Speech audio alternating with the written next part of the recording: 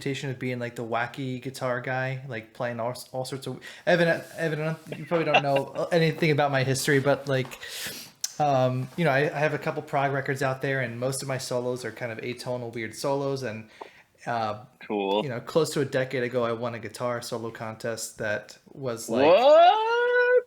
yeah, man, guitar solo contest. Here we go. Guitar solo contest where? Like what It guitar was solo like contest? it was a YouTube thing that hosted by Manus Very cool. Guitars and Seymour Duncan, and What a was the lot. guitars? A&S The guitars? What? Manus. I have one over here. I Oh, can okay. unpack it. Manus. I don't know. I don't even know who uses their stuff besides like I mean, there's got to be. I think Limp Bizkit maybe at some point. I don't know. I have no idea. But That's yeah, I cool. had I had like the weird guitar solo entry, but somehow that was the one that won. So I had this reputation of being, oh, whenever Nick solos, it's just weird, wacky out solo. Um, and what's funny now is that pretty much all the content I'm putting on my Instagram account is like me playing like straight ahead George Benson, and Nice. just really at like half the speed of the recording, just really getting in touch with the sound of the melodies and the guitar and the amp and things. I mean, even I can dig that. That's cool. That's cool. yeah, I had a question written down for you since, well, so maybe tell me a bit about yourself. You're doing I'm a drum tech professionally now. Yeah, I work for Rage Against the Machine. I work for Brad Wilk. I have worked for Abe from the Deftones, Eric Bobo of Cypress Hill. I mean, I've been teching since, oof, I mean, my first tour was in 1999, which was a lot of fun when I was 17 years old.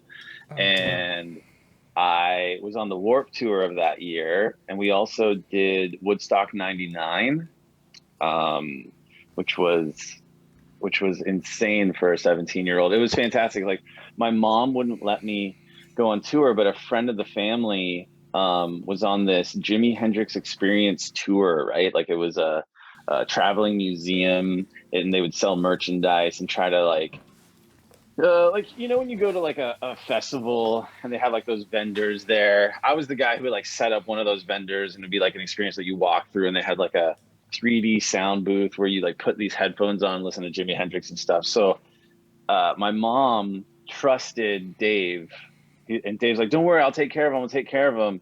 And she's like, "Okay, I guess you." And I'm like, "Later." I'm like, "Bye, mom. I'm going on tour." And Shit. yeah, I never looked back. And there was something that was always calling to me. I come from a music family of recording engineers and producers.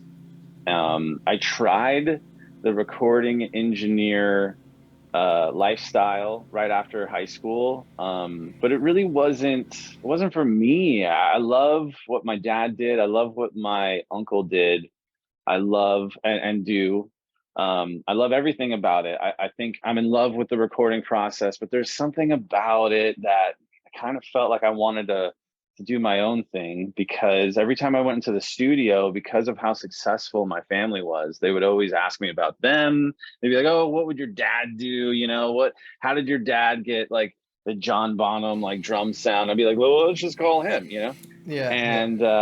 And so they never really there's to me there's two worlds when it comes to music. There's recording and then there's live. You know, they coincide, and they're the same. You have to do both, right? I don't think there's very many artists that don't have albums, or vice versa. The Beatles stopped doing live music, but and they only did recording. But for the most part, everybody has a record and they perform it live. And so it really does take two different kinds of entities to do both. Like the guy who records the band doesn't do the live part. And so I wanted to go towards live, and I just went on tour and jumped right in, Yeah. and I've been teching ever since. So Touring the world. is that mostly what I find really interesting is I went to school for music for performance. So Hmm. that was all about, get as good as you can, and maybe, some jazz guy will ask you to sideman for his band full time. That was like the Sure, thing, sure, you know, sure. like if you're going, and I went to school for jazz, so you know, okay, get really good at playing tunes, and you'll be the guy that you know, um, everyone in New York is calling to play their gigs, and you can live this sideman Yeah, yeah, yeah, yeah. Where'd you sideman go to lifestyle. school? I went to SUNY Purchase in Westchester, New York. Okay. It's a couple miles north of Manhattan, but it's a real contender. I mean, it was. I don't know how it's doing anymore, but in terms of jazz programs, it was really up there, and it was awesome. But what I find interesting now, years later, is that for the guys that music didn't really pan out for them, they often ended up working in like Starbucks or something. Or I even for a little Sure. while out of college worked in Barnes and Noble for a little bit. But the thought of doing something besides playing the guitar never even crossed my mind, and I don't think it even crossed a lot of my peers' mind either. You know, the idea of, well, maybe I can do some kind of like some kind of live thing, some kind of road thing, some kind of tech thing. Sure, sure, sure, sure, sure, sure. I think my point is that there is more flexibility career wise when it comes to music um, than it kind of seems at first. Yeah, I mean, it's interesting when you talk about like going to school to master your craft and then expecting to go straight into a career. The thing about music is that it's not like any other career path. You know what I mean? It's still like you think about it, it's still a really, really, really young business, right? Like the music business hasn't been around that long. Now you think about music when like Mozart was like writing music and stuff like that. They weren't selling it, right? They weren't selling records at that time. So the record business, which has been the main fulcrum for the music business, since the record business started, it's only been around what, like 100 years, give or take. Yeah. But you look at like architecture. Architecture has been around for a very long time, right? And politics or the like medicine, like all these things have been around for a very long time. The record business has been around for like, you know, and Yeah. so we're still figuring it out, and it's ever evolving, right? So whatever is good today is going to be completely different 10 years from now, and it's evolving as the technology evolves, and it's there's still, you look at the record business and the way that they like screw artists. It's because the people who were in charge wanted all the money, and they basically been ripping off the artists ever since. And the artists are now kind of figuring it out, and they're doing it on their own, and the technology allows them to do such a thing because you can literally promote yourself um, Yeah. via Instagram and YouTube and all this stuff, where you don't need a larger entity, you just need their checkbook. But with the ever growing music business and different avenues and stuff like that, my dad always told me that you just need to like jump right in. You know what I mean? And I really, really, really, really, really, really wanted to go to college. I wanted to go to college for music, especially recording. And my dad wouldn't let me. He's like, you just got to jump right in. You just Just got to gotta do it. go. Just got to Yeah. do it. Go. He's like, go get a gig at a recording studio, Yeah. and sure, you'll be answering phones and like wrapping, mic cables and probably like vacuuming the floors and stuff, but you'll be in it, you'll be around it, and they'll be paying you to teach you how to do the job, you know, Yeah. and Same could be said for at least jazz performance. I don't know what the classical world is like. Maybe I don't know. Like the New York Philharmonic is a nonprofit organization that makes a boatload of money. Maybe if you go to school sure, for yeah, classical, you can build some kind of network that can get you in that kind of seat. But I mean, yeah, if I came from a musical family, especially a jazz one, and I said, hey, I want to go to jazz school, they probably would have said, like, why? Just go get a gig at the restaurant. Go, call up this guy to see if he, can give you 10 lessons, and then, you know, yeah, yeah, yeah, yeah. so, yeah, that's interesting. Do you think the DIY stuff that's available now is as good as the non DIY route? Like I had this thought today. Hmm. Like if I had unlimited money, would it make a difference to record an album in the most amazing studio, uh, or or is what's available to me from home just as good these days? I mean, I could take the easy way out of that answer and say like it depends on what you're doing, right? With that said, a lot of it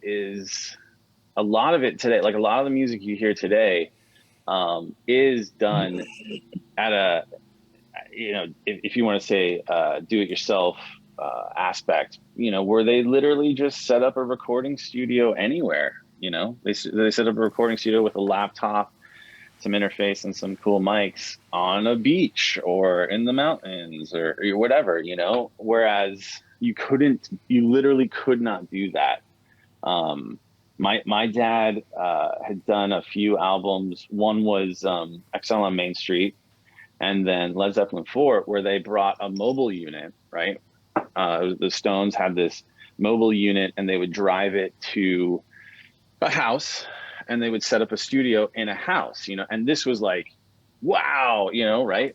But I mean, mobile units have been around for a while, but today you can literally do it on a laptop. Like you can fit it in your backpack, right?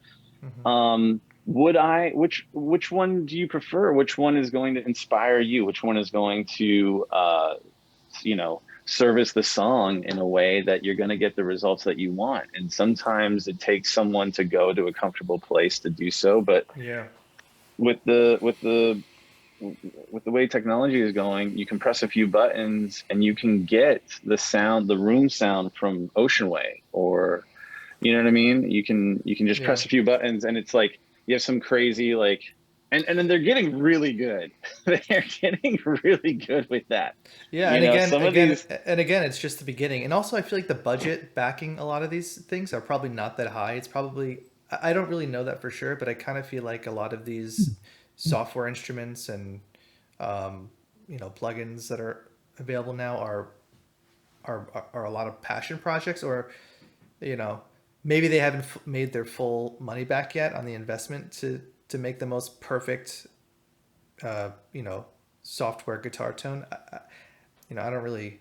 well, as a guitar player, I mean, I'd love to ask you, like, what do you think of these Kempers and Fractals? And, I don't like to play them. you really don't. No, I really don't. If I walked into some place and someone was like, I set this thing up perfectly, all you got to do is sit in that chair and here's the guitar, and I Yeah. played it and it felt good, then I could be happy. The I I only have so much mental bandwidth, and so for me, I'm just a guitar player. At the end of the day, I like to play the guitar and I like to write music. I don't like to sit there, tweaking with the.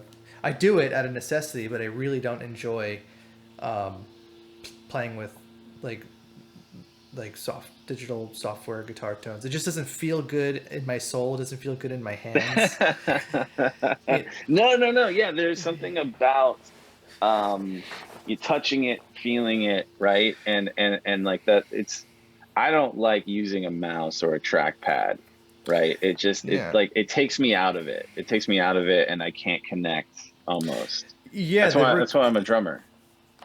the recording process for me is really challenging. Because I work from home in this room. I practice on that couch back there. I record from this very same spot. So, to get into a headspace where, okay, this is no longer, you know, spot A, it's now spot C, is really challenging. Um, and there's you ever heard cognitive dissonance? That Yeah. phrase, I don't know, it comes from, maybe it comes from marketing, but like, you go to the supermarket and you see a wall of ketchups, and it's like, oh, curry ketchup and that ketchup and this guy's ketchup and organic ketchup, and it's like, fuck, I just wanted ketchup. If I just closed my eyes and grabbed one, I'm sure it would be fine. But that's what I feel when I am often recording, uh, Yeah, you yeah, know yeah. producing and engineering myself from home. It just, I feel like that Yeah. analysis paralysis, overwhelming cognitive dissonance, and they got 8,000 guitar amps and guitar tones, and it's like, fuck, I just really wish I just had, one or two amps and I could figure it out and play with it from there. No, you're absolutely right. I love that. yeah. I love that. And it's so funny because like you grab like a ketchup after closing your eyes and you're like, root beer ketchup. What? You know what I mean? Yeah. And then like you use it, but then you add a little thing, you're like, it just needs more salt. And then this, and you're like, dude, you guys gotta try my burger. You have look, don't like I know it's root beer ketchup, okay? Just Yeah. chill, just close your eyes and they're like, wow, how'd you come up with this? Well, I was just fucking around and blah blah blah, you know? Yeah. I mean, but that's my story. There's people that I know for sure love it. Like they love working, you know, they love working that Yeah. way. I've just been watching this. I think it's a new series out on Netflix. I mean, it's called Chef's Table. I think Chef's Table has a bunch of different Oh yeah. I things. saw that the other day, and I was trying to look into it, see what I could see if I would dig it. Yeah, the pizza one is really cool. I think the pizza one just came out, and Anything with pizza, sign me up. I'm ready. yeah, and this is great. Of course, all sorts of slow mo montage things of pizzas coming in and out of ovens. That's always good. But the real thing that has stuck with me with every episode. I've seen 2 episodes, so both episodes I've seen so far are that these guys they preach going to the wheat farm and getting the very very best wheat, and then like touching the wheat and you know and then like That's code, right? That's code for something. no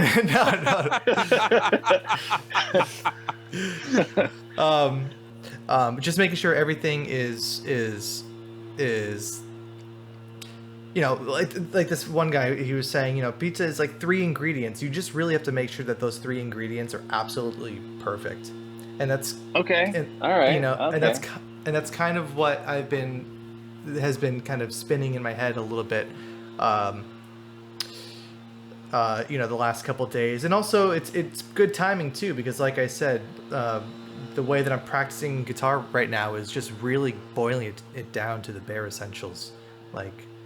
Yeah. This is like singing melodies, making sure I can sing when I playing through a real amp, doing it slowly, making sure my time is good. No, I mean what you're saying, it makes perfect sense. I actually there's this cook that I love on YouTube, Chef Jean Pierre, and the cool thing about him is that and he says it all the time. He's like, it's not rocket science, man. It's not rocket science. If you have the right ingredients, it's good. And I think that's what you're trying to say. And I think that's so important when it comes to anything you're doing. You don't want to overcomplicate it, right?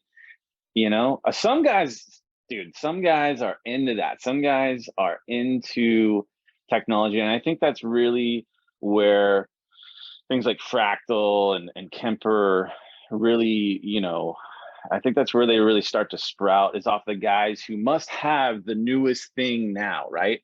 They're those guys who are like, what's the newest thing? And I got to have it and I got to master it before anyone else, whether it's good or not. And, those, I fall victim to it sometimes where I'm like swiping through, whatever it is. And I'm looking to buy something just because I want to buy something that's new and so it's better because it's new, right?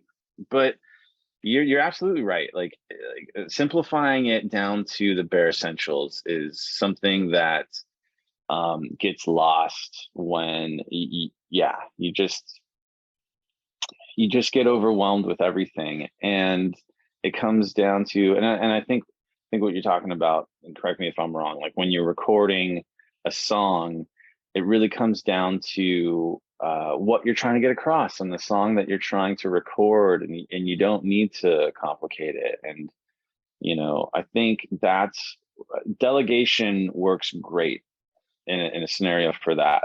And falling back on a producer who will help you with all the bells and whistles. You focus on the song, he can help you get to where you want to go, and he knows all the shortcuts. My dad had this great saying. He's like, I'm not any good at being a producer. I'm not that good at it, or a good sound engineer. It's not that I'm good. It's just I've been around long enough that I have a bag big enough full of tricks that will stop me from making mistakes. You know what I mean? And I can cover my mistakes with these tricks. Yeah. So how did he get into producing? My dad for, the short version of it, followed in the footsteps of his older brother, Glenn. So my uncle is Glenn Johns, and he got a job at Olympic Studios and then went on to record the Rolling Stones, went on to record such great bands as, like, just to name a few, the Eagles, the Who, Fleetwood Mac. I mean, I'm just kind of riffing off the top of my head. The new Beatles documentary, Get Back, you'll see my uncle in there recording the Beatles, looking rather fashionable, I might say. It's pretty cool. Yeah, It's pretty cool. Keith was telling me about to check that one out. Oh yeah, it's great, man. Everyone should watch. Anyone who even kind of likes the Beatles should watch that, or just recording in general. I think there's so much information packed. Sometimes I would, like, my mind would trail off while I'm watching this, and I would have to stop and rewind because I just missed something that was really cool. I mean, it's roughly 3 hours to each part, and there's 3 parts, so it's like 9 hours of footage, but it's so cool. It's so cool. You get to see the Beatles, discussing, writing and recording one of the best albums of all time. I wanna hear what it was like at Woodstock '99, because there's a couple good documentaries on that now. Yeah, and I've been saying it for years. Woodstock '99, one of the greatest metal festivals of all time, marketed as like a peace and love. I remember looking at the lineup like, wow, this is an Ozfest, right? So it was a fantastic, it was an incredible festival for about a week. We got there on Monday, setting up, and we had free food, catering, 3 meals a day, and there was this ginormous fairgrounds. I mean, it was on this army base, which was a little weird for all of us, but all these vendors setting up and people setting up the stage all week, and everyone was getting along, and it was fantastic. And we were excited that we were going to be part of history and this incredible, huge festival. And oh my God, I can't wait to see Metallica and stuff like this. And then the crowd showed up and it was awful. It was way too many people. It was hot. It was sweaty. The infrastructure was terrible, which is funny because they picked the army base because it had an infrastructure. I just found out after watching these documentaries, but it was just wrong all over the place, right? There were so many wrong moves, and at the time I was 17. And I could have told you, like, why did you do this? Why did you do that? Why don't you have enough water? Why don't you have enough bathrooms? Why don't you have any, like, you're not ready. And the people got fed up, and rightfully so, when you're paying $12 for a bottle of water, or, which is a lot of money in 1999. That's a lot of money. That's a lot of money now. Yeah. That's nuts. Ugh. Yeah, so, it was awful. It was really bad. The shows were great, though. The shows were great. Yeah, the shows look sick. Well, shows look sick, but they were very dangerous, Very dangerous. I mean, you look at a festival these days and the crowd control is, they obviously learned from mistakes like Woodstock '99. But watching a band like Korn or Limp Bizkit with an audience of that size without the right security, it was a war zone. It was very scary. And at the same time, you kind of felt the energy, which it was intoxicating, right? Like, you're jumping up and down and you see that many people jumping up and down. You kind of feel part of something, and this is kind of cool. You just don't want to fall and break a leg and get trampled on and die. So, I mean, sometimes the threat of death makes things a little bit more exciting, I suppose. That is true. I can't help but think that if I were there at my age, I'd probably kind of take a look and go, I'm gonna go home. Yeah. Or like if I see these people like sliding in like shit infested mud pits and stuff. That's when I'm like, this is not my crowd. Yeah. I was watching. Yeah, go ahead, Keith. No, I was just gonna say. So, were you there when like Green Day had to get helicoptered out of there and all the bands and shit?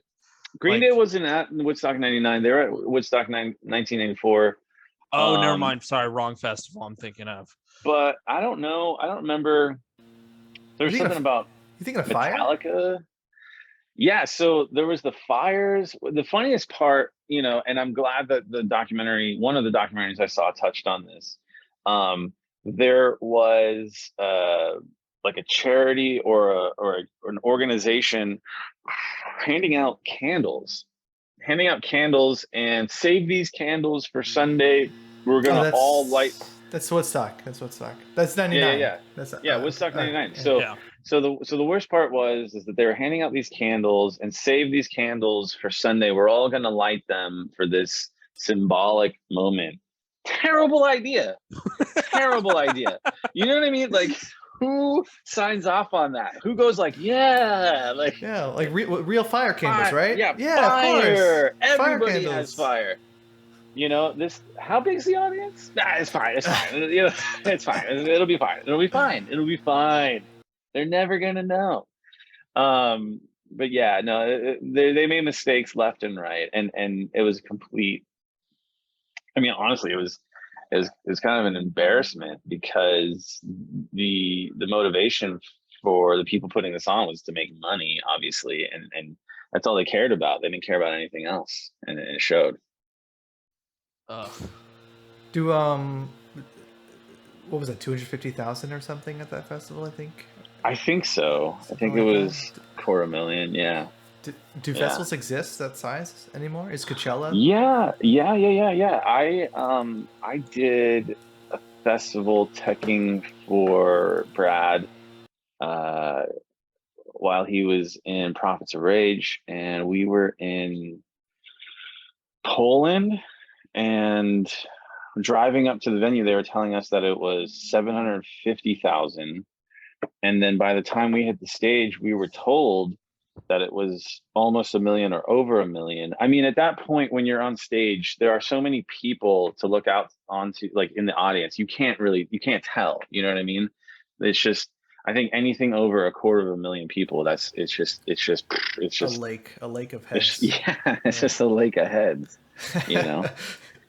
I like that. That's a good band name. Lake of Heads. Lake of Heads. Yeah, exactly. We are an experimental polka band. Lake of Heads. But it's funny, people have asked before where they're like, is it easier doing a huge festival in front of millions of people, or is it easier doing like a smaller club date in front of just a few people? And the festival is always easier. You know what I mean? As a performer and as crew, because there's plenty of space. No one can really see you. So if you mess up, it doesn't really matter. Like you could be doing this and they're like, I think he's doing something, but you're like waving your hands. As the tech, you can do those things? Oh, absolutely. Yeah. Tech or performer. And then, then there's the club shows where they're 5 feet away and they can see everything that you do. You know what I mean? Right. Yeah. So I just saw Rage at Madison Square Garden a couple weeks ago. Cool. You were there? Yeah, then, right? yeah. I was there. I was. What a great venue. My wife and I got there with some very expensive StubHub tickets. And, oh no! We go to swipe in. Both of them say they've already been used. You're kidding me. Yeah, dead ass. We got a refund, but Dude. so we go to the ticket window and we're like, you got to do something. Like, and then so they filled us in on the secret batch of tickets that they released the day of just for people like us. So they sold us. Yeah, they sold us like two $100 tickets, which were absolute stage. If you're looking into the crowd, stage left is your left, right? Yeah. So absolute stage left. We were the furthest people all the way left, where we so far left that we couldn't see the. Oh, you couldn't see the screen? We couldn't see the screen. We were pretty much behind the screen. So, but it was amazing. We got like our view is pretty much of the whole crowd, like, you know, seeing these Wow. expressions on their face. I was So pretty you much, were on my side. You I were was on on my your side of side, the yeah, stage. I Yeah. saw, I had commented on like, oh, this is pretty cool. We get to see the drum tech come out and like you know, I forget the drummer's name. What's his name? Brad. Brad. So yeah, he comes around, takes a break, sits down for a second, kind of recoups. You know, adjust some things, make sure everything is. I was like, oh, this is amazing. You don't get this kind of view, or like, you know, Tom replacing his guitars and stuff. Yes. Yeah, so we were like, this is probably more fun than the expensive tickets we would have That's so started cool that off those with. tickets worked out that way, because that's exactly what they're for. And Yeah. yeah, leave it to a band like Rage Against the Machine to always think ahead, like, for that. Because I mean, I don't know, you know, I can't really tell you what Rage goes through, but I know that they are one of the many bands that try to keep ticket scalpers from doing what they do. I don't think that there's a program or a system out there that can really stop scalpers from doing that nonsense. You know what I mean? Like, it's just, Yeah. they're gonna What? find a way. Yeah, I imagine it's a really hard problem to solve for the That's so awful, man. the original That's just ticket company. lame. Yeah, Yeah. yeah. But I mean, good on StubHub for giving us our money back. But Oh, cool. yeah, so that's all well and good. Yeah. Um, So that's cool that you got to. Yeah, it's funny. I've had friends who come to the show. They're like, we see you on stage with Brad, you know, because I run up there, like you said, and in between like the some of the songs, I'll run up there, make sure he's all right. And some of the conversations we have are so funny. Like, it's not even anything to do with the show. It's like, oh, that's cool. You're just yeah. like you're just kind of like, you know, what was the weather? What's the weather tomorrow? Oh, it's What's the Celtic, right? Yeah. weather's really nice today, huh? Yeah. What'd you have for breakfast? Oh, those eggs What'd were you not. Those eggs weren't that Dude, great, those were they? eggs, No. those eggs. Yeah, stuff like that. Stuff So like is The he- that. catering sucked today. Yeah. Yeah. But That's cool. So what role does Rage play in like making sure that doesn't happen? Do they? again, I couldn't tell you, you know, like, I'm not that's nowhere near what my job is for the band. But you know, I can only imagine, like, it's got to be an uphill battle when it is a system that doesn't have a cure for people going on there, buying tickets, and then selling them for more. And what sucks, I think, is when scalpers, right, take the $125 ticket and sell it for hundreds, if not thousands of dollars, and then whatever band it is, whether it's Rage, they're like, "Oh my God, I can't believe you're selling tickets for, you know, 20,000 jillion million zillion dollars." It's like, no, they're not, dude. That's that's ticket scalpers, and there's nothing they can do about it. You know what I mean? Yeah. Yeah, it's I feel really bad. I heard this rumor. I don't know if this is true, but people had spent like $20,000 on a ticket for Adele's show in Vegas, and then for whatever reason, I don't know why, I heard that Adele had canceled, and the person who spent the $20,000 on eBay, I think it was, where they were out the 20 grand to go and see their favorite artists. You know what I mean? And what are you going to do? Like, there's nothing, you can't do anything about that. You know, I'm sure that, you know, if there's an instance where they reschedule the show, your tickets are still good. But yeah, that sort of stuff happens all the time, and it's a shame, man. I wish there was something that someone can do. If there's some smart person out there, I hope they can think of something. Yeah, I don't know what the law is either. Like, isn't it illegal? Like, I remember hearing that at some point. I thought it was illegal to scalp tickets. But now with StubHub and Ticketmaster resale, you know, they're capitalizing on it. Do you ever wonder if it's just Ticketmaster just buying up all the tickets and then scalping them themselves? Yes, I do. Conspiracy theory. That's a conspiracy there, man. Yeah. It's not us. It's not us. They buy up a percentage of all the tickets, and they're like, oh, well, you know. Yeah. Well, I mean, it's funny because they make money on every transaction, right? So Yeah. they made money on the initial transaction of selling the original tickets, and then when they sell that to someone else, they make money off of the purchaser and the seller, right? And so it's yeah. So I have a question for you, Evan. What's been Mhm. like one of the most stressful situations that you've been in as a drum tech to like have to like fix the situation? Like, well, it's been like a huge malfunction during like a performance or something I that you had mean, to fix. I love that. There are different reasons why I love what I do.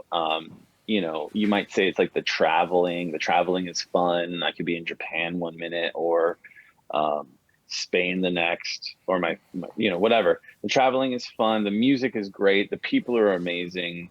Um, Everyone in the music business has to be a little crazy, so we all kind of get along in some sense. But um, you know, I love it when something is going wrong, right?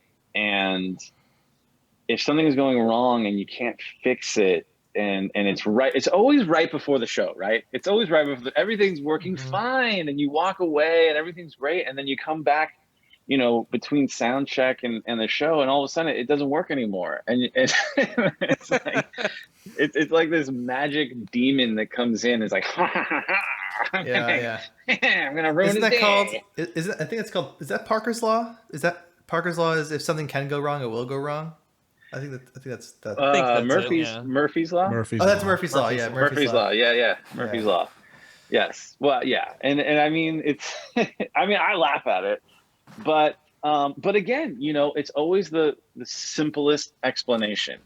Your brain automatically goes to worst case scenario, and you're like, oh my god, it's the satellites and I have to reboot the whole system, but really it's just a button, right? Like somebody came by, pressed a button, and like, which button is it, right? Yeah. And so, you know, you're over there and you're taking it apart, and you got like all this stuff everywhere, and you got screws and wires, and dude, 5 minutes to show, what are you doing? Don't worry, I got it. Like the guy's like, dude, they're going on the day, and you're like, dude, it's fine, everybody calm down. And then you put it back together and it works, and you're like, go, go, go, you know. And like, and meanwhile, like the audience has no idea. Yeah. And then and hopefully, you know, it doesn't affect the band's performance. They have no idea. And you know, you and the crew just had this like nice little suspenseful movie unfolding That nobody knows on about. stage, but nobody knows about, because you're good at your job. Yeah, no, it's fantastic. And then every once in a while, you're like, I love what I do, you know. You see how I solved that problem? Yeah. Yes, but no one else saw it. Oh, it doesn't matter. No one cares. Yeah. Now, have you ever had a bass drum head break on you mid-show? No, not yet. I think about it all the time, and like in my head, I'm always planning out like, okay, so if the bass drum head breaks, I'm going to go and get another bass drum somehow and bring it up there. Do you But, I tour mean, with multiple bass drums? I mean, like, is that a thing? Like, I mean, with like larger on bands? Rage Against this last tour with Rage, we had 2 drum kits that we were revolving. We had an awesome Amber Vistalite kit, and then we had a maple kit, and we would kind of like switch them out, which I thought was really cool. You don't really see that too often with drummers, you know. And hey, guitar players swap out guitars all the time. Yeah, like right? six times a show. Yeah, so why can't we drummers swap out the drums every couple shows, huh? Yeah. Why not? It makes sense to me. Well, Neil Peart had the revolving kit, right? Like, Yeah, well, that was pretty cool. I think And on Alex his Van last, Halen.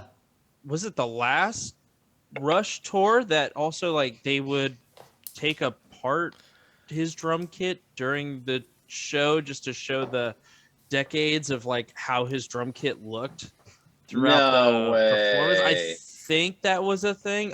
My memory is serving me right. I think that's like what they would do. Like, so my kind God, of make it look like What his like a- 70s kit and like 80s kit. But dude, That's it's Rush. interesting. I'm sure he had like 3 techs. Yeah. No, he's got one intern managing his 78-piece kit. Yeah. Good news, bad news, buddy. So here's my vision. Here's my vision. I want to deconstruct the kit, going over past the decades. I'm 14. I'm 14. Hey, you'll be fine. You'll be fine. You'll be fine. It'll be great. It'll be great. Unpaid. Yeah, unpaid. Yeah. Unpaid internship. Great. So have you ever done any like theater stuff, Broadway type things? No. I'd love to do that. It's a whole nother world, I think. Theater would be really cool. I've only ever done rock.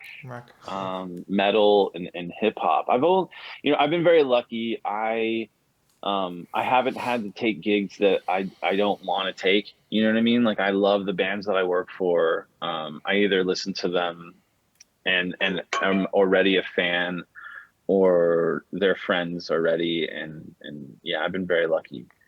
But I would love to do something in Broadway. That seems, I don't know. I'd love to look into that, see what's going on, and see all the really cool stuff that they do. Yeah, I guess that lifestyle change too. Like, that's more of you kind of live in the city, you commute. Yeah. So less. I mean, you can't travel really. I mean, which I think I would be down. The traveling part is the most difficult part as a touring professional. When I was 17, it was great, right?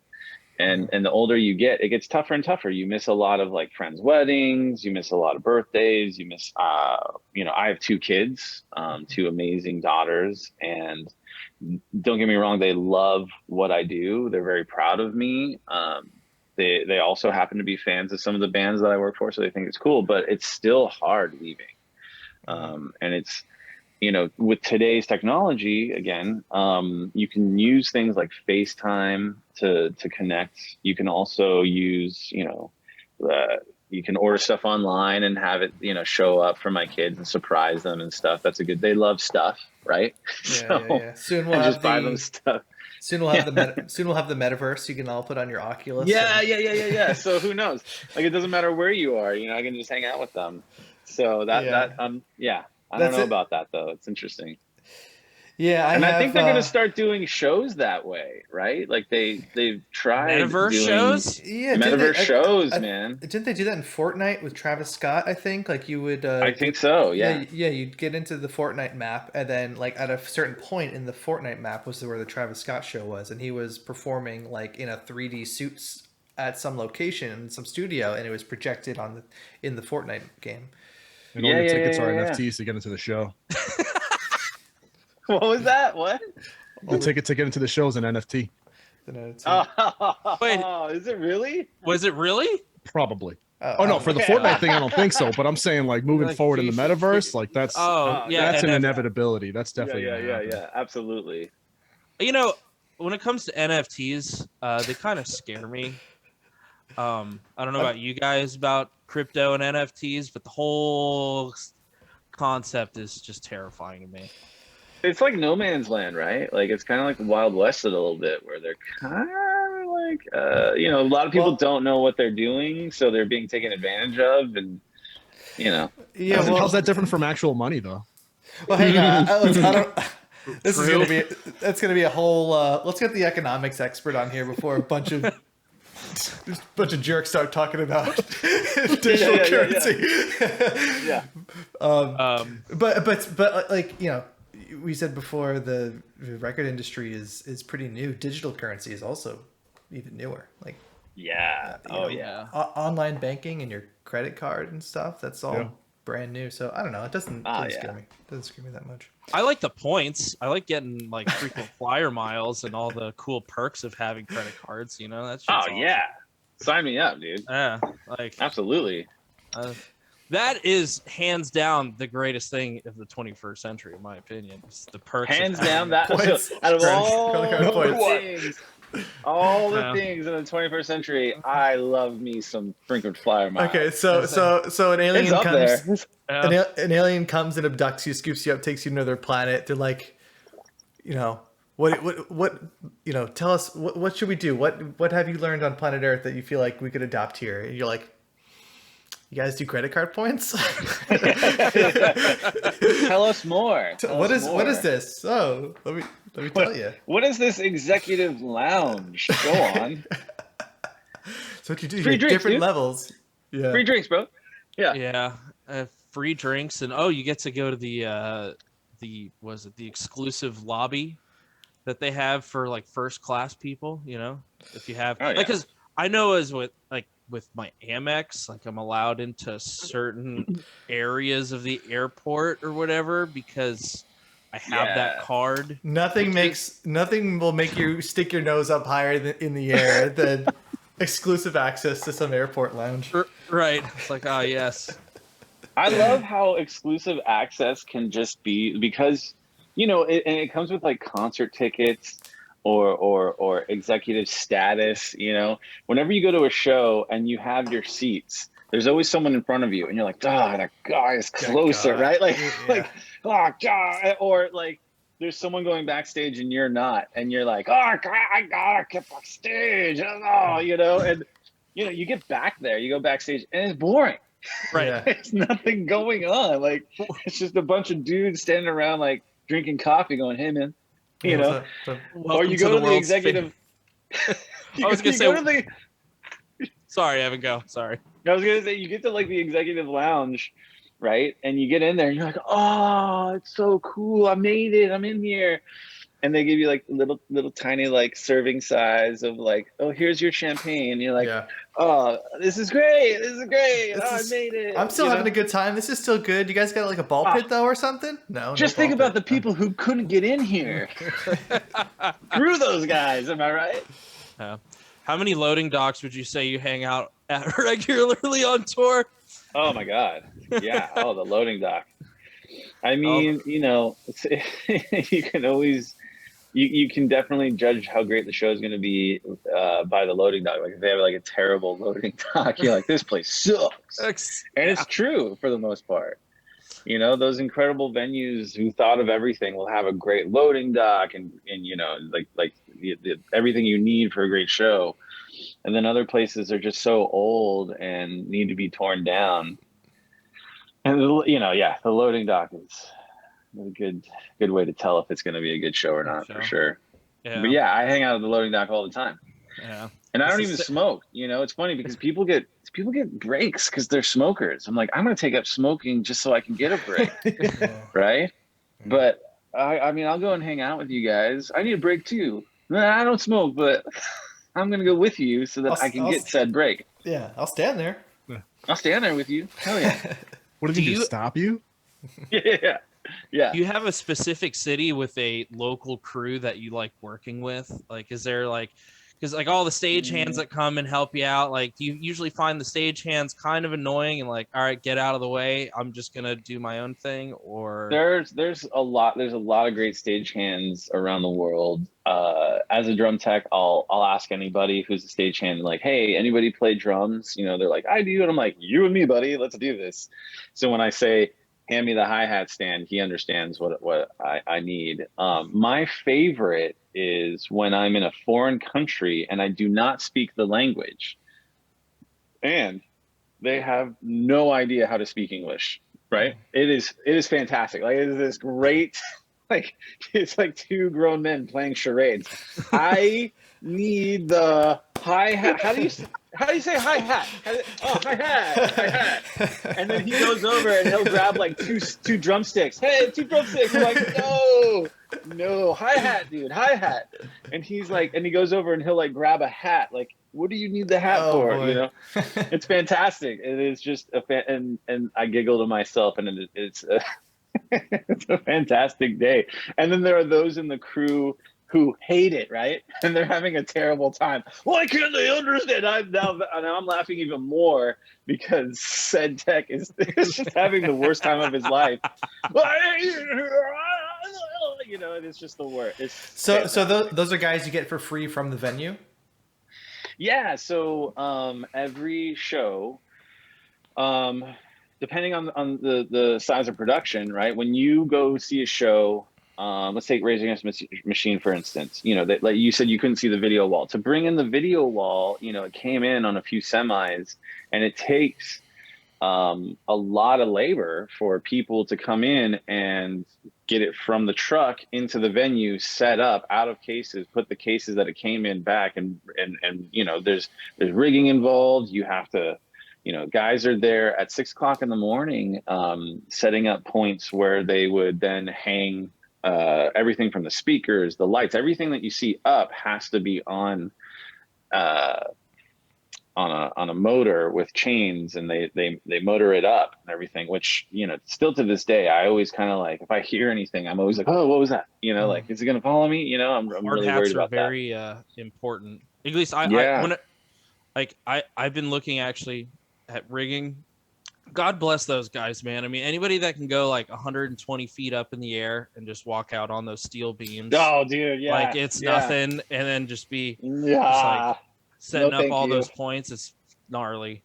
I can't do it. I'm terrified of heights. I'll be the first to admit it. And my friends will tell you that, like, I have a hard time like on elevators and escalators and stuff. You guys go ahead. I'm gonna go find the elevator. I'll be right there. Yeah. So, yeah, I can't do it. Ground support all the way. I can do everything on the ground. I can't do anything up there. And like you said, God bless those dudes who go up there and literally risk their lives, you know?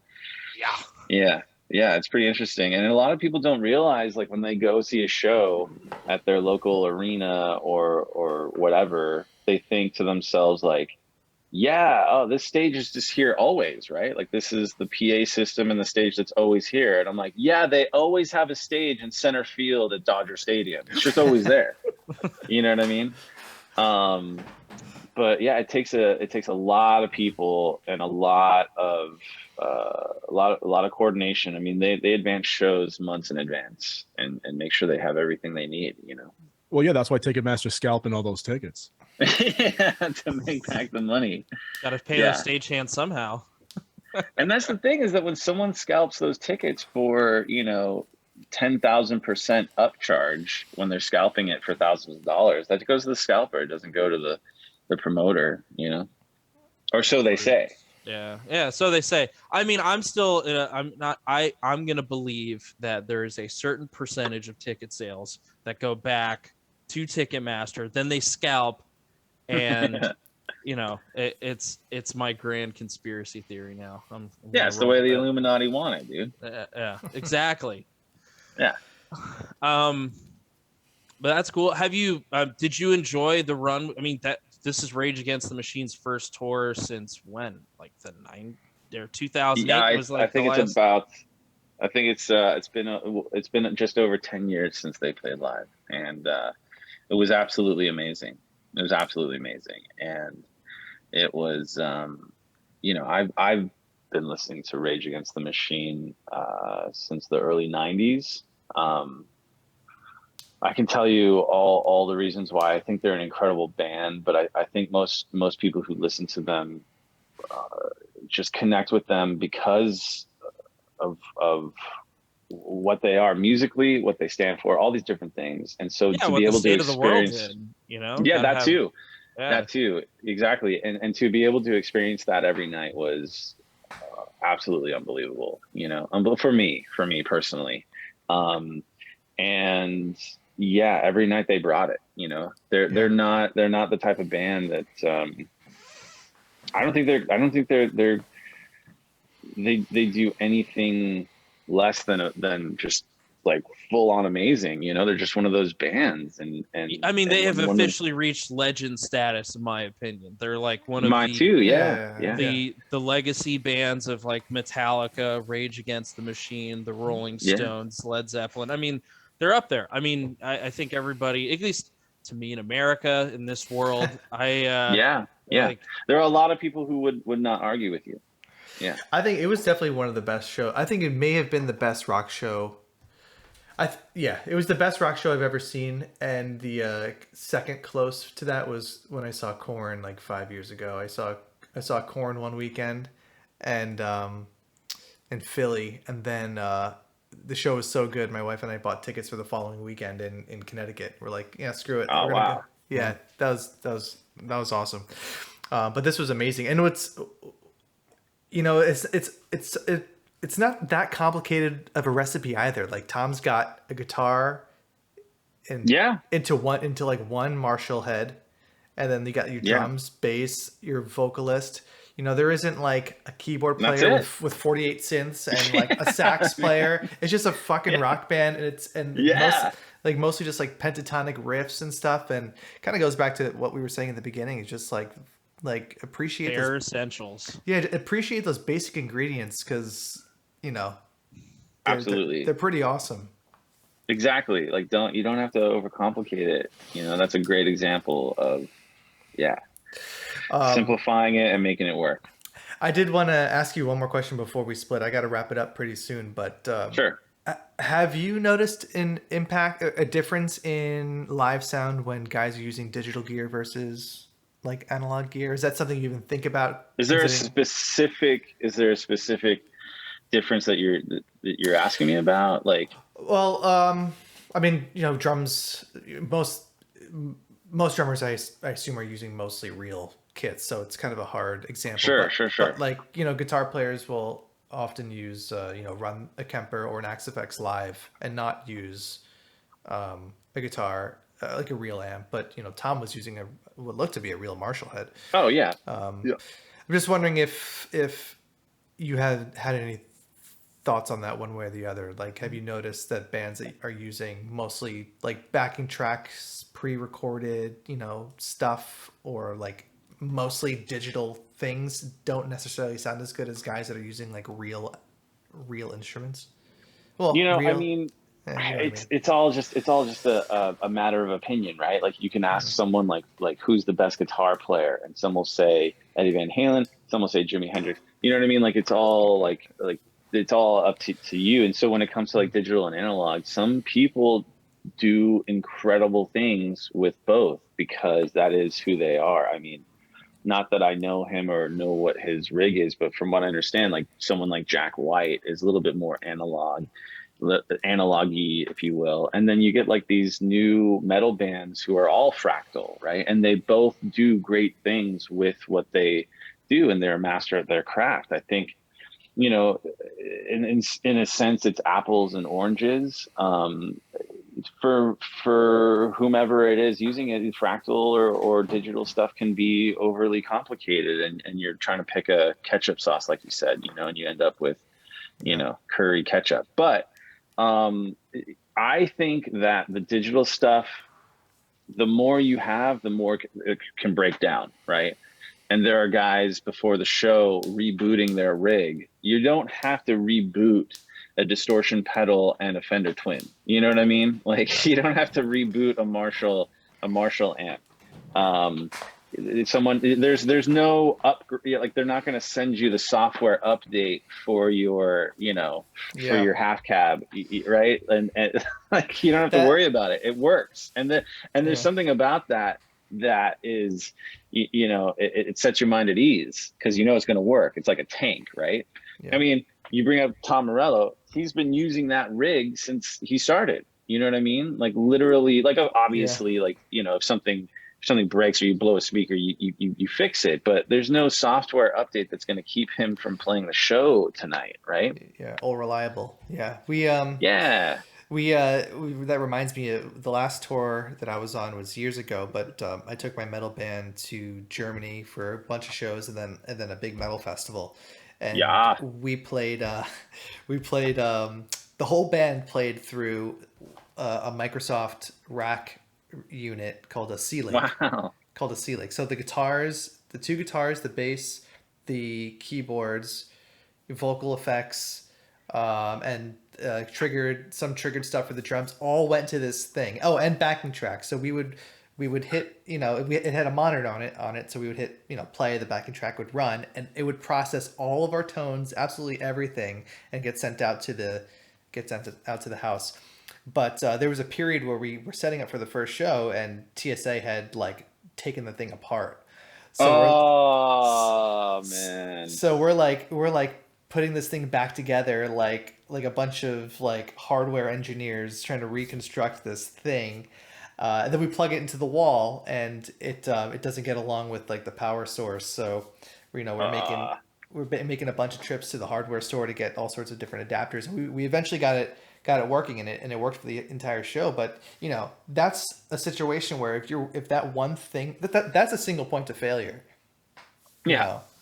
Yeah. Literally a single point of failure. So, yeah, and I should have mentioned maybe before, but by day I'm also a software engineer. So when it comes time to pick up the guitar, I need to get right to what I want to do and take off that hat and put on a creative hat.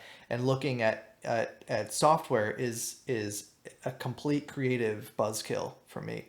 That's interesting that you're a software engineer, and when you go to do guitar, you stay away from it. That's interesting. Yeah, it's just it's too much. It's too much of that one thing.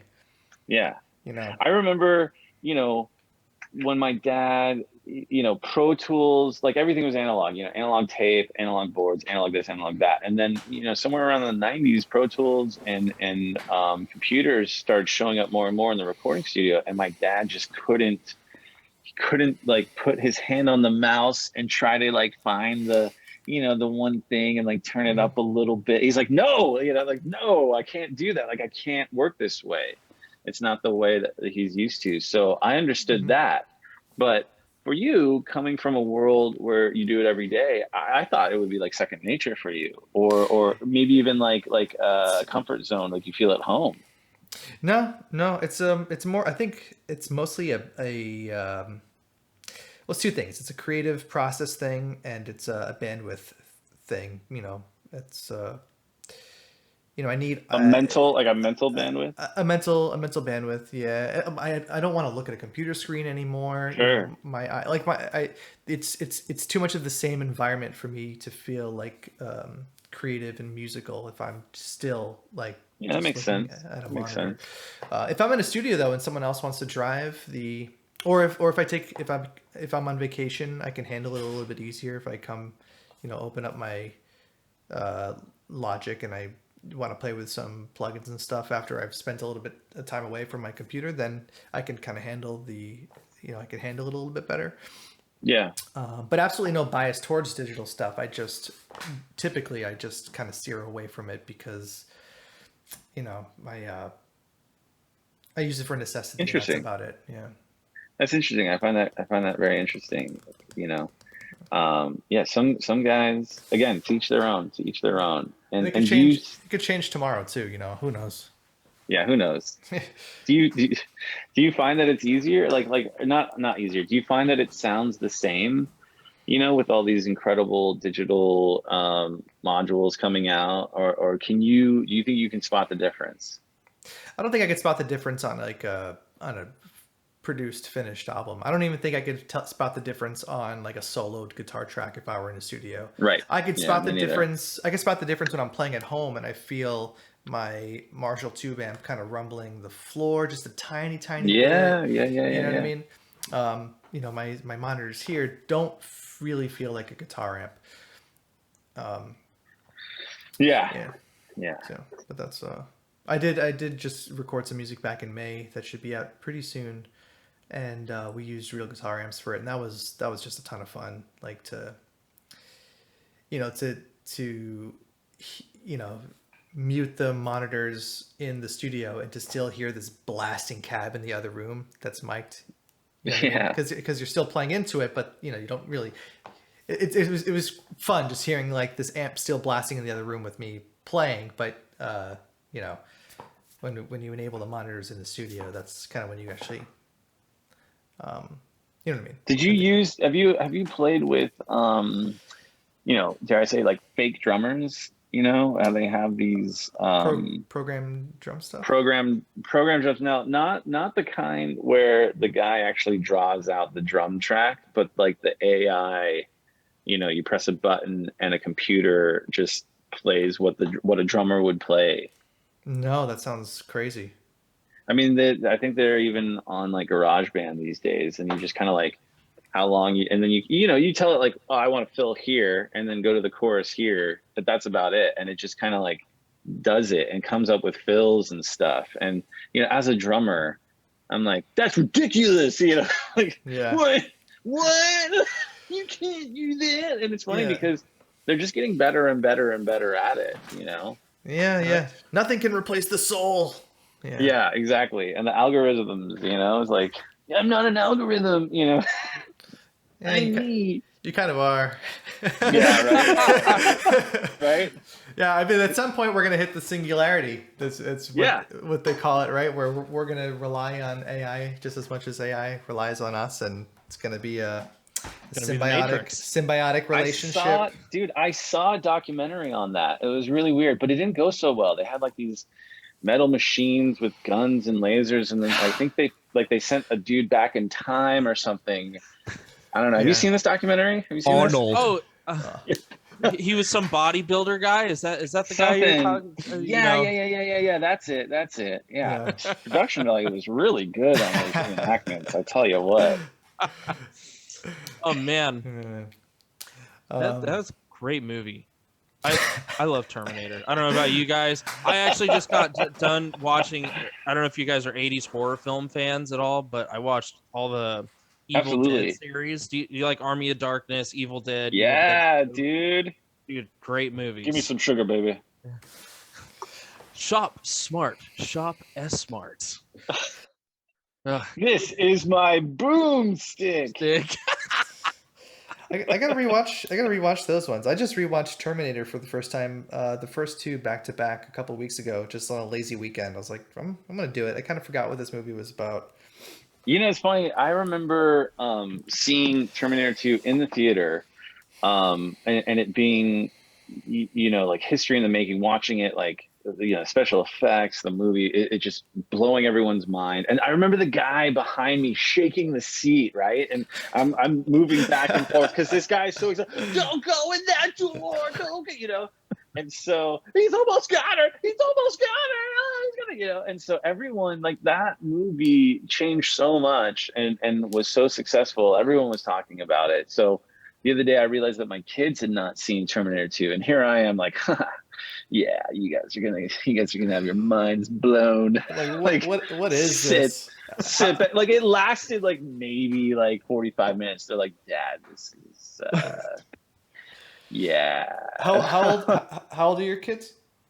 13 and 9. So okay, my son is 2, and I have one on the way. So congratulations. Thanks. So that's man.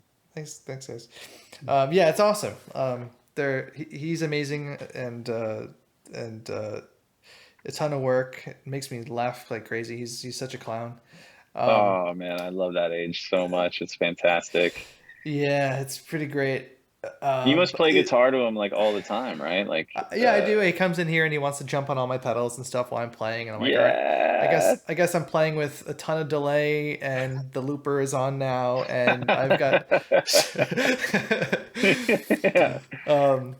but yeah, it has made me think, like, oh, I wonder what music could look like in my future. I mean, I love playing and recording music just the way I'm doing it now.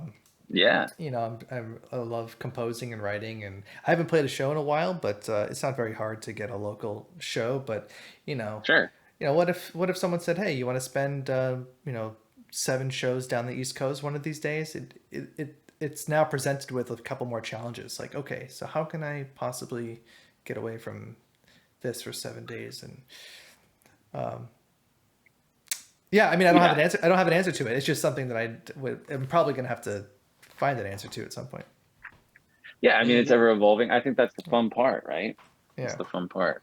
It's always changing and evolving. Yeah. So are you going to teach your kids how to play music? Is that going to be like a thing? I get asked that all the time. Yeah, definitely. I mean, we already kind of, 2 years old. Yeah, I mean, not doing anything. He doesn't have the attention span to repeat what I do on a piano. If I go like C D E, he's just like da da da da da da da. Or and then you walk away and he's like, what? Yeah. Or he'd much rather jump on it than play it with his hands. But you know, we got like all sorts of percussion downstairs, bongos and Nice. castanets and maracas and tambourines and stuff. And we, you know, we noodle around, and he kind of gets that like, oh, cool, music is a fun thing, and we're just kind of doing stuff now. But he is, you know, for a 2-year-old, he is pretty rhythmic, and he can actually like sing a pitch. Like if I sing to him like da da da da da, he can be like, you know, what was that? Yeah, like I'm like, oh, you know, he's identifying the notes though, which is kind of cool. So awesome. so he's not tone deaf, which is nice. There you go. Yeah. I used to. It's funny. When I was young, I would want to go visit my dad at the studio, you know, and I would just like run amok all over the place, like your son would like hit like delay pedals and stuff. Mm-hmm. I remember like I would take like drumsticks and I'd put them in the reel to reel, and it'd be like spinning around. And I'm like, Dad, look what I did. He's like, oh my god. And they're like, hey, Andy, yeah, like maybe you could like not bring your kid to the studio, or I don't know, what do you think, you know? I saw Gojira a couple years ago, and they brought out great band, man. Such great a good band live. Band. Yeah, such a sick show. And I think the singer guitar player brought out his kid at the end with his big giant earmuffs on to protect him from the sound. And he just said into the mic, "Thank you, have a good night," in his like cute little French accent. It was yeah, it was nice. I was like, oh, I could still be a rock star. These guys are doing it. Yeah, I mean, isn't it just kind of eventually just kind of overcoming challenges through, you know, just figuring it out, right? Like, one step at a time, one problem at a time, one day at a time. Consistency, you know, consistency is so important. Just like it's a part of my life. It's part of any musician's life to just overcome challenges so you can keep on doing what you're doing and be disciplined at the craft. I feel like that's as the older I get, the harder it kind of becomes to practice in a certain, not that it's not, how do I put it? It's not hard for me to practice. It's just to have, to make enough time to have that hour out of every day just to be like, okay, I'm going to not focus on the million other jobs that I have going on. And this is what I want to dedicate this 1 hour to, you know, at least for me, it gets difficult. It's freaking hard. I mean, what's funny though is that the busier you get, you find that hour is still there. Like, you're like shit. Okay, so that hour is now between the hours of 5 and 6 a.m. Okay, so but it's, you know, it's still there. But you know, maybe that means you have to. I don't mess with sleep. I really do try to get my full 8 hours every night. It's the ultimate it's like the ultimate steroid. Yeah, you're nothing without that. Yeah. But you're right, it's always there, and that's dedication right there. You know, I'm gonna get up at 5 a.m. Yeah, or you know, chopping off other things that you thought were priorities, but they're not really priorities. And you know, it might not be 4 hours like it used to be, but you still got that hour, 2 hours. You know. Yeah, and I mean, I feel like also too, 2 hours of very well focused practice is worth its weight in gold, more so than even going for 4 hours and then just kind of fucking off for the other two. You know? Yeah, absolutely. In my opinion. Yeah, totally. My whole thing was my mom made me do my homework first. It was the only way to get me to do my homework. I had to do my homework before I practiced. And I'm like, all right, I'm done now. Can I go and play? She's like, yeah, you can go and play. You know? Oh, God. Yeah, that's the trick. It must have been cool growing up in your household, though, Evan. I'm not going to lie. Like, you know, I'm sure you had some cool drum stuff laying around growing up. Yeah, no, we had like the music room / man cave in the back pool house, so we would jam all the time, and that's awesome. It was great being able to play drums all the time my entire childhood, and I loved it so much. I loved it. Yeah.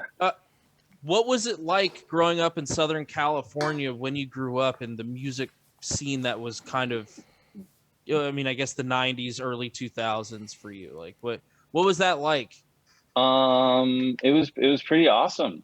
It was pretty great, you know, because my dad was a record producer. Like when he was doing the Van Halen album, there was a time where the Van Halen guys who didn't live that far away from us were like considered family. I mean, we would do like holidays and stuff together, and I would be over there as much as possible because Eddie had this really cool arcade, and so I would want to play all the video games and whatnot. But it was great. It was a little different. I didn't realize until I was older how different it really was, you know.